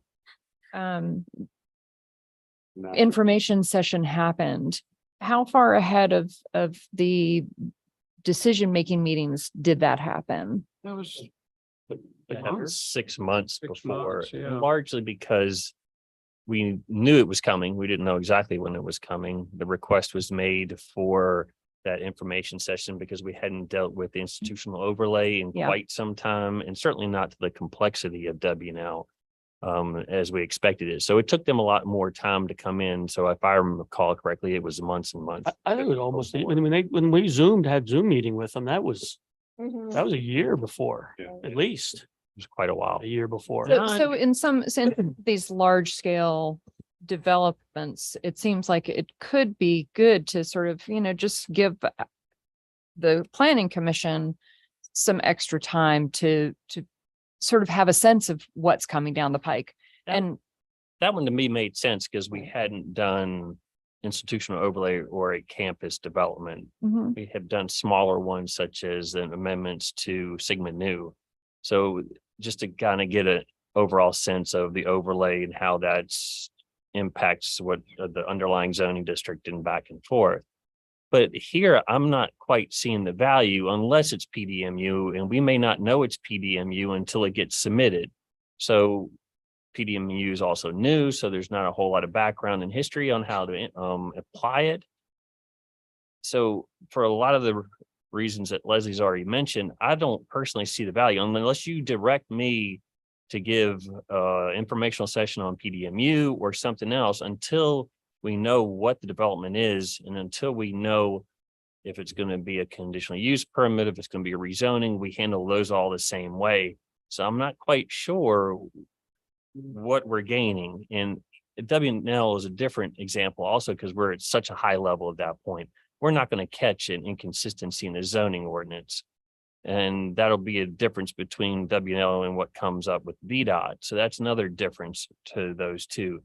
So I'm still not see understanding the what the value. value is. And Okay. second, when it does come in, you have the ability, as has already been brought up, to not make the decision that first night. You can defer to 2 weeks after the next meeting. We do have some timelines that we have to stay within. So maybe the question is with Spotswood there, that went on for a while when they first came in with the proposal to have 5 and 6 story apartment buildings with 150 units, right?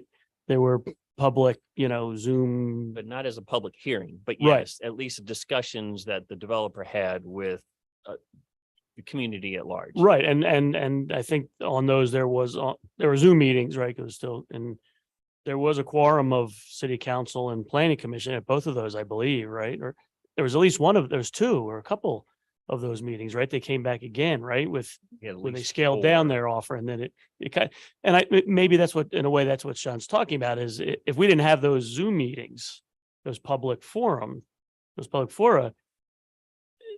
they heard loud and clear, no way are you putting 5 and 6 story apartment buildings here like that. Though that stopped that right in the tracks right there before. And I don't know if that's kind of what you're No, getting at. that's not what I'm getting at. And apologies if I'm not explaining myself well. Again, I'm not talking because I found that that process, again. I mean, look, let's be clear. The way that our bylaws are set up, the council makes the decisions. We come at the very end of the process. That's fine. That's the way it is. I'm not asking to change that at all. I'm just saying in complex, large-scale projects, we have the opportunity for Arnie to brief us after things are kind of in place.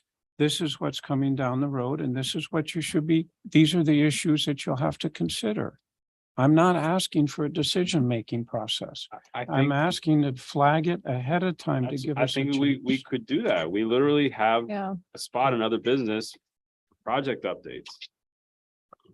Why can't we just leave it open in every agenda for Arnie project updates so when more information starts to materialize to get those large project updates? I guess that to me is sort of what you're asking for, but And if it starts looking clear, like suppose it's progressing the discussions and it starts to look clear, like that they maybe will go for a PDMU.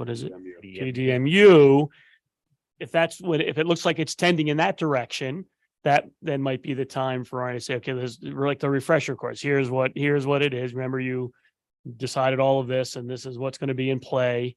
And these are the things you're going to have to consider when it comes forward. Or if it's going to be a rezoning, is it going to be a complex sort of thing? I think that's what, again, is that, John, is that what you're saying? When it starts to take shape, Arnie will say, folks, here comes a PMD.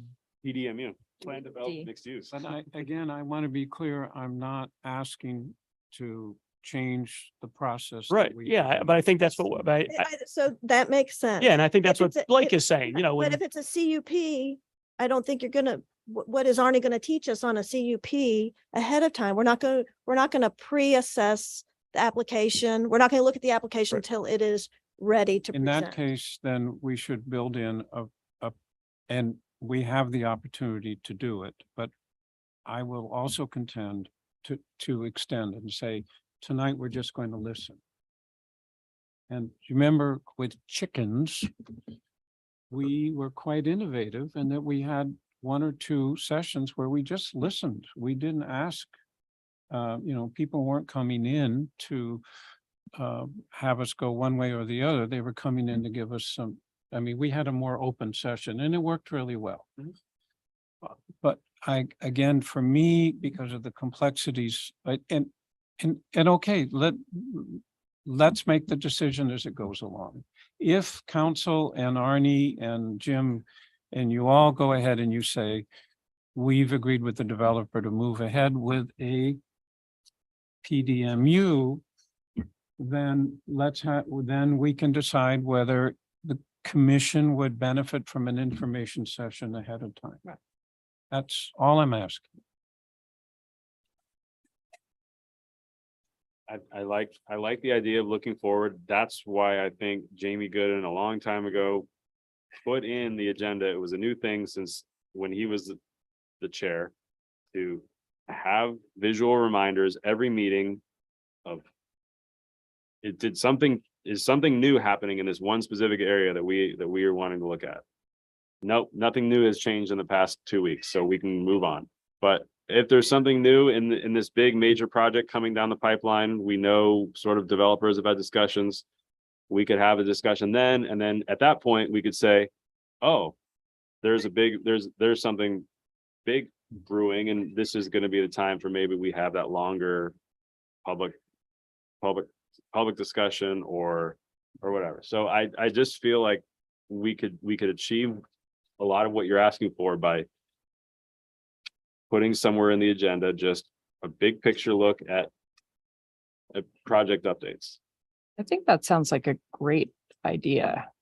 I think that would help everybody.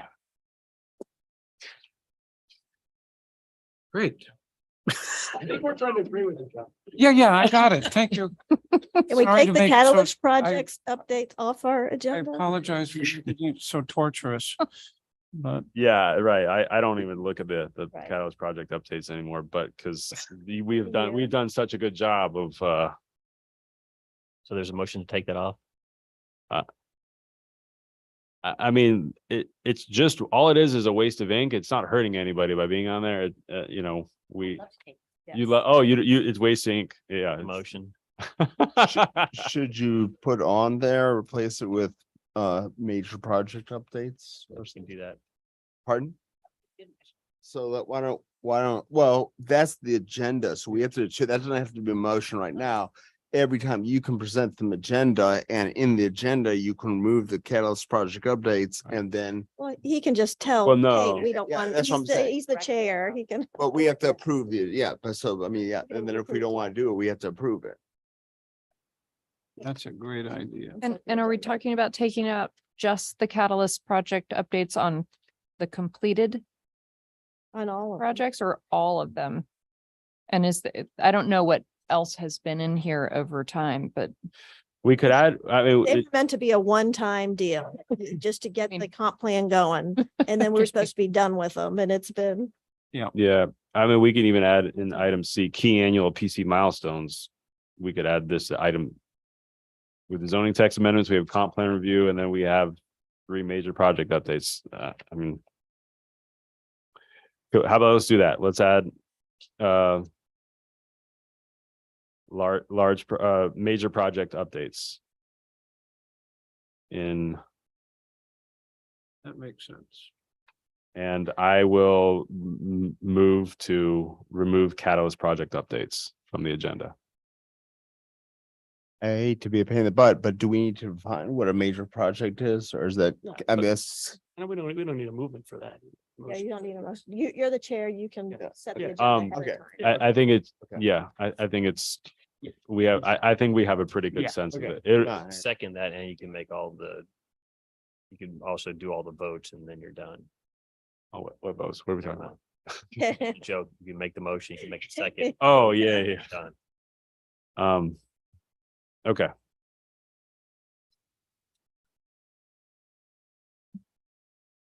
We do have one little catalyst project update. No. Okay. Well, let's go, let's have Arnie do a zoning and planning report. Attended a pre-application webinar for the VDOT TAP program, and we plan to submit an application for the first prioritized project in the bike ped plan for that TAP. And sorry, TAP is Transportation Alternatives Program. So non-motorized traffic that comes around every other year, opposite cycle of smart scale. And the first prioritized project is actually a 3-part project. I think I mentioned this last time, starting at South Main Street, going down Waddell, then past the bubble pool over to Houston Street, and then following Miller Street down to the backside of the Don Tequila restaurant. Arnie, can you do that all again, please? We plan on, listen to a pre-application webinar. We have deadlines coming up at the first part of the summer, and then also that's for pre-application, and then final application will be later on in the summer. But that is for a VDOT TAP grant, Transportation Alternatives. Again, that is opposite cycle with the smart scale every other year.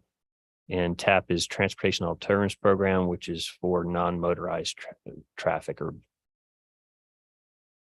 things such as bike ped plans. So just Implementation. visualizing what you said, that would include sort of creating a new network that would connect South Main Street past the middle school, past the bubble pool to Houston. And sort Then of to a little Miller. bit of a jog. And Okay. then the third segment of that, out of the 3 segments, would follow down Miller Street and would deposit you in the backside of that shopping center, which I can never remember the Okay. names of our shopping centers. Gotcha. Is Okay. this like a bike route or? It's a Sorry, a bike combination route? of 2 things. We actually don't have a lot of room for bike lanes specific. So sometimes they're sharrows, but for the most part, that is pedestrian. So sidewalks on one side, we have to figure out how to get past the bubble pool and onto Heritage Hall's property or the property beside it. So there's still some details to figure out, but that is the first prioritized project broken down into 3 segments, mind you. Cool. It's possible that with our initial cost estimates that we will only be able to go forward with segment A and B and not with segment C. But we'll figure that out through the application process. Can you show us that once you get to I don't have the bike. No, plan no, not with now, me, but- yeah. no, but yeah, in the future. Cool. That's great. That's cool. And I think that's the reason that was prioritized is we already have on the other side of town Woods Creek Trail. And we really don't have anything anywhere close to comparable on the other side of town. So that's, I believe, one of the major reasons why that was prioritized in the bike ped plan for the first project. And there are another 3 or 4 in that plan. We noticed work being performed at 101 North Randolph Street, and the building official issued a stop work order. We conducted a short-term rental inspection on West McDowell Street. I believe that's the 33rd short-term rental that we have on the books for this year. Yesterday, I mailed a notice of violation of the Farmers Co-op. They have exterior lighting that does not meet our dark sky requirements. Cattleman's opened up, and you may have noticed that they opened up without their full screening around their freezer and outdoor refrigeration unit. We gave them a little bit of leeway for it was less than a week that screening is now complete. In case you noticed, they were open and it wasn't complete. Sort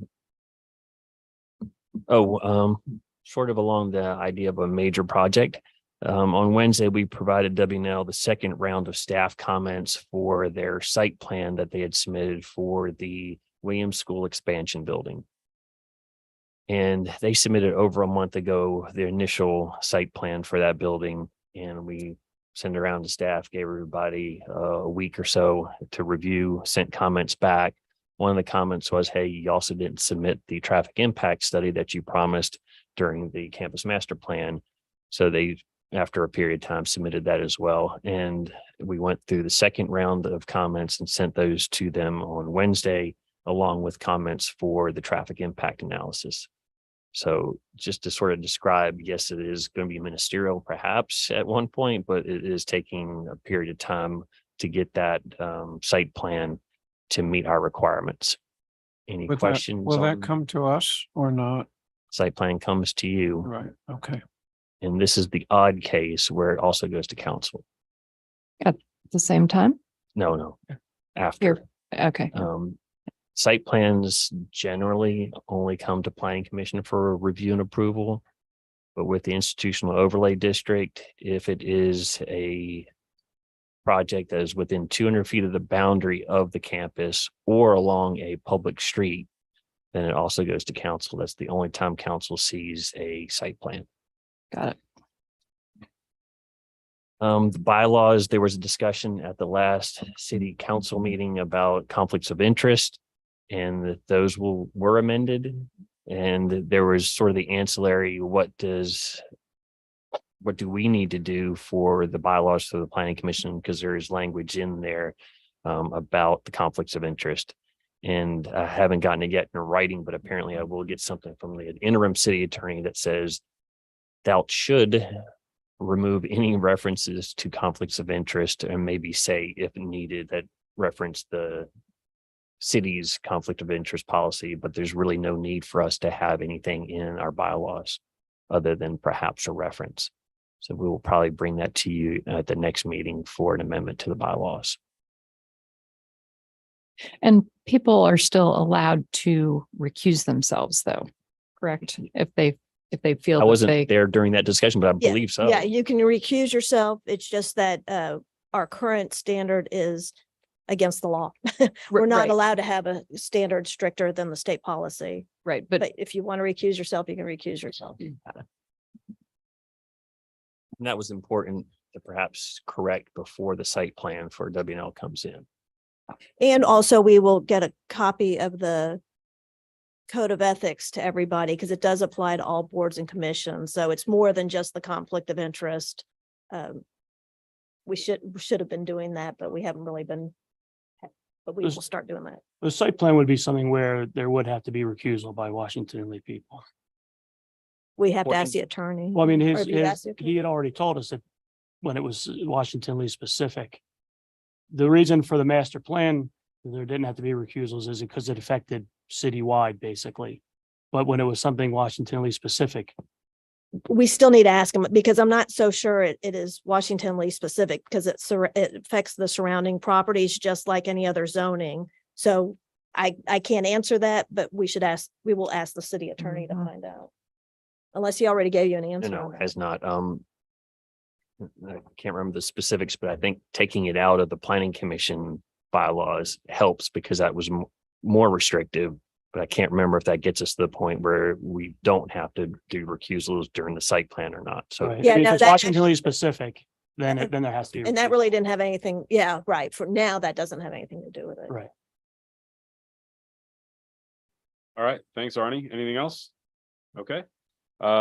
Catalyst project update? You wanna, well, just, What are we updating on that we? Oh, right. So that the city has agreed, Jim has agreed to have the city take part in the, what are we calling it? The collaborative, the Green Infrastructure Collaborative. So Jim said, they'll take part and we're basically in a holding pattern now, waiting for the monies to be dispersed from the grant from, what is the name of who granted that money? The Rock Health Foundation, Yeah, Rockbridge Area Health Health Foundation. to fund a director for the collaborative, and Rockbridge Conservation will be the one to hire somebody find and hire somebody to be the director of this collaborative program. So Great. yeah, so Holly and Elise and I spoke with Jim and had a good conversation, and so he said, yep, the city will be there. And then next week, there's Rockbridge Conservation is doing a webinar for the public, for their members and John's going to talk to them about about basically what we've talked about and what was presented to city council. Yeah, I'm working on that presentation now. Essentially, it'll be the same one we gave to the city council and the planning commission with short updates, the way Pat described. And I think it'll be helpful for people to begin to understand the collective impact model, because I think we want to make it really clear that no one is usurping anybody's legal competencies. And so if people feel like, that they want sidewalks in their neighborhood, the way to say it is through the city, not the green infrastructure working group. So that just needs to be constantly reinforced and clarified. Great. Thanks, Pat. Thanks, John. Thanks for that update. I'm going to skip key annual PC milestones and comp plan review and go to city council report. Yeah, the only other thing I have to add is we approved a revised noise ordinance. So Which one?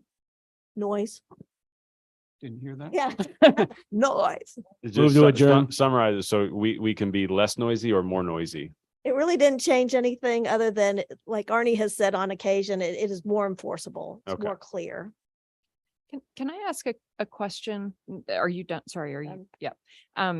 About the dark sky complaint, you said that the co-op had lights. I'm just wondering about field lighting, sports field lighting. Is that dark sky compliant? When we make a new rule, we don't retroactively go back and make people abide by that new regulation. But when somebody updates their lights and it's clear that they've updated their lights, so the new lights have to be dark sky compliant. Okay. I'm not sure which fields necessarily, but for instance, if we were to go and update the lights at Brubaker. Yeah. They should be. Hopefully there's not lack of communication there. Internally. Yeah. Got it. All right. Motion to adjourn. So moved. All right. Second. Thank you all very much. Oh, I don't want to adjourn.